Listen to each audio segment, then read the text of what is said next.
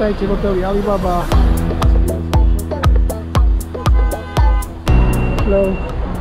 Ak prichádzame do vstupnej haly recepcie, ktorá je pomerne veľká.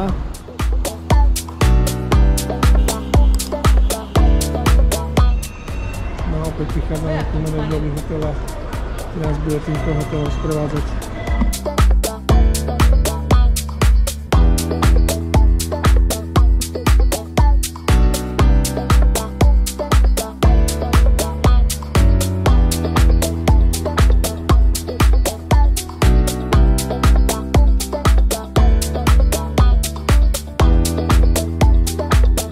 Nám pán manažer predstavil hotel. No a takto vyzerá recepcia.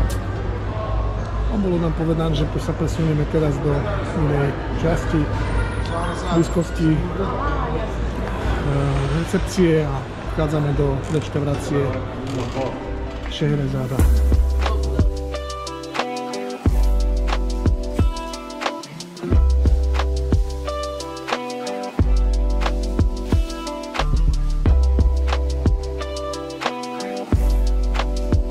Nachádzame sa v reštaurácii Šehrezáda, ktorá sa nesie v duchu rozprávky.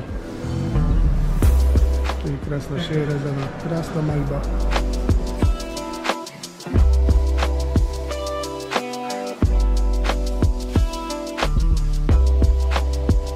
Talianská reštaurácia. Opäť krásna architektúra.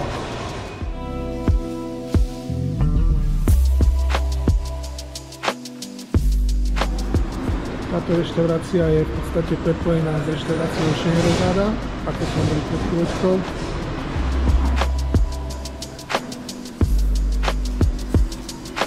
Takže pôsobí to, ako keby ste prechádzali z rozprávky do reality.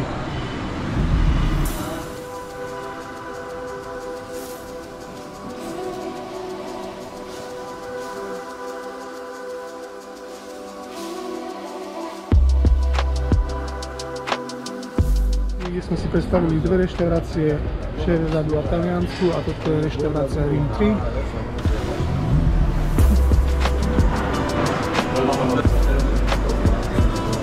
Opäť krásna architektúra. Vidno, že si dali záležať.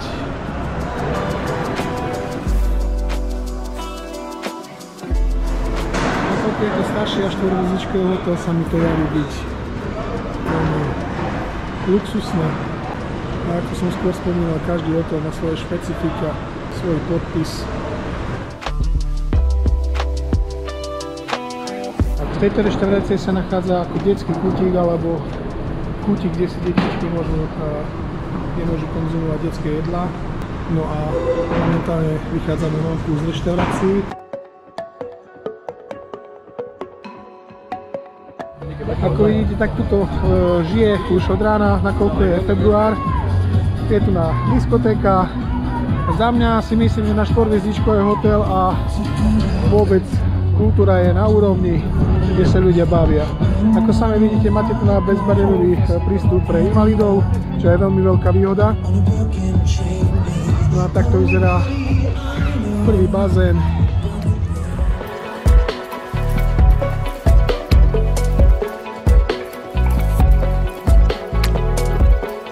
Krásne záhrady, zeleň, palmy, veľa ľudí.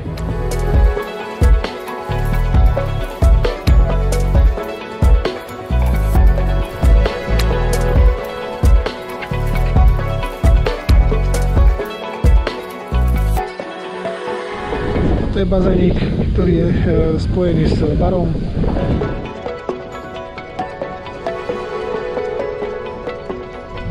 Pokračujeme ďalej celým hotelom a celý hotel je prepojený v strednej časti takýmito bazénmi.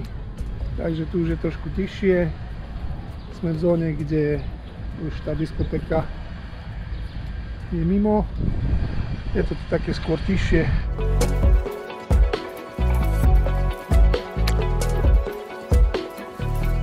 Takto vyzerajú chodby s bličkami situované do rôznych priestorov hotela. Už vidíš, že sú novšie izbičky,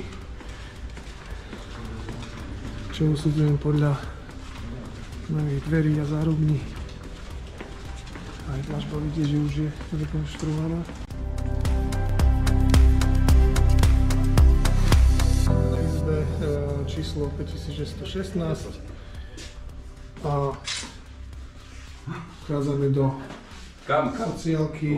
Vyzerajú byť ako premiové, zatiaľ nám to pán manažer neoznámil, či je to premiovka alebo nie. Ale kúpeľňa vyzerá byť veľmi luxusná. Sprcha je priestranná, podotýkam čistá a zrejme toto je asi plátno. Keď si ho odtiahneme, tak budeme mať asi prehľad, výhľad do izby. Takže takto to vyzerá. Je to zaujímavé. Za mňa 10 bodov. Takže tu máme skriňu, trezor, župany, čo je veľmi chválihodné. Klasika, kanica, čaj, čeky, nabídky nové, LCDčko, zrkadlo, postele nové, nabídky nové, je to zrekonštruované, je to príchodze, respektíve prihľadné do kúpeľne. No a chceme ešte vidieť terasu. Takže otvoríme si terasku, je to vlastne aj so sieťkou, čo je veľmi dôležité kvôli moskytom. Teraska je veľmi priestranná a situovaná do záhrad. A takto vyzerajú všetky bungalovy, ktoré momentálne vidíme smerom do, respektíve na pláž. Takže takto je bazénik.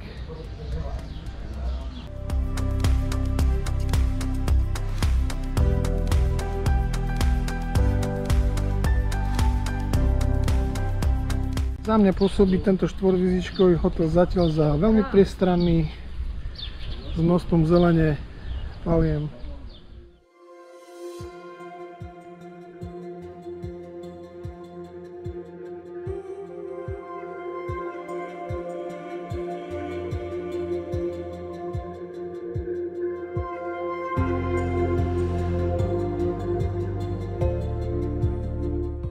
Momentálne sme opustili priestory hotela, kde sme si pozreli reštaurácie, pozreli sme si recepciu, pozreli sme si izby, respektíve izbu, ktorá bola vo veľmi dobrom stave. Prešli sme si záhradou a prichádzame do zóny, kde ľudia po väčšine oddychujú a kde sa zdržiavajú, pretože je tu Červené more. Hotel mi príde ako jeden z udržiavanejších. Vidieť, že pracovníci hotela udržiavajú piesok, čistia ho, hrabú ho každý večer. Pre tých, ktorí nevedia, tak je tu na množstvo nafúkaného tzv. Bordelu. Že toto vyzerá byť za jedna veľmi krásnu, považujem za jednu veľmi krásnu reštauráciu, veľmi rozsiahlu, ktorá je spojená s plážou. Vyzerá to úžasne. Takže prejdeme trošku ešte k baru. Určite sa tu grilluje, pečie pizza. Samozrejme, ako som povedal. Pečie sa tu chlieb. Originál egyptské pece. Rôzne bufety. Nápoje, európsky alkohol,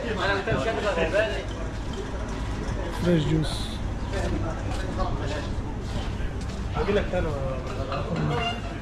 Je to krásne tienené, nesvieti tu slnko, je to príjemne, je to prevetrané, pretože je to otvorené. No a takto vyzerá pláž.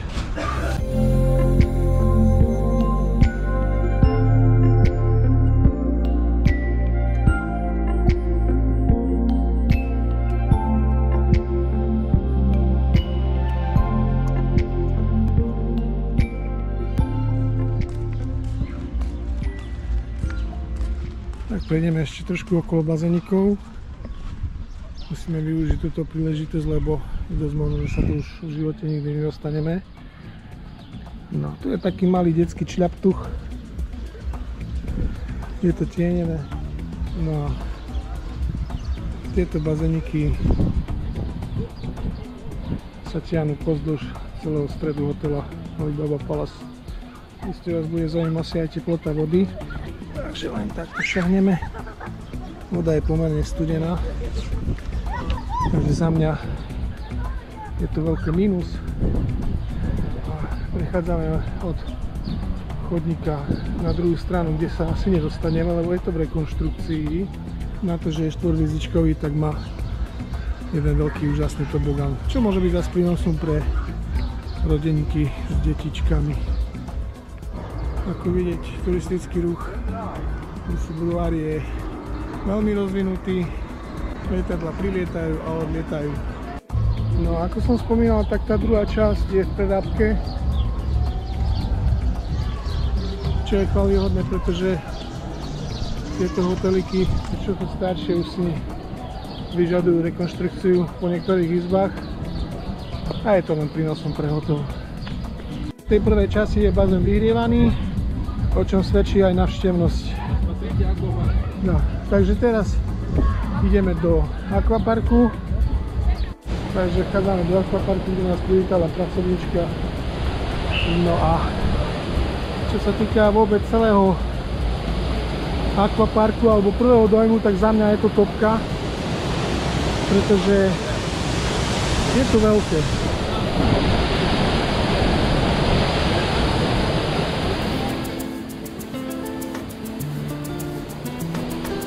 Výhodou hotela Alibaba Palace, štvorhviezdičkového hotela Alibaba Palace je tento tobogán, kde ak tieto detičky si prídu na svoje alebo priaznici. Ja. OK. Takže pán manažer mi vysvetlil teda, že toto je bazénik, ktorý je pre detičky. A spýtame sa, že je to gariaci bazén? Yes, gariaci bazén. Takže je to vyhrievaný bazén, čo je obrovskou výhodou pre deti, pretože väčšina hotelov, ako sme boli pred chvíľočkou bez Heroes, malo akvapark v zábreku. Kvôli tomu, že nie je tam návštevnosť a tá voda je skladka ľadová. Takže takto vyzerá akvapark. No a takou dominantou akvaparku je vedierko, ktoré sa o chvíľočku vyleje. A myslím si, že toto robí najväčší požitok deťom.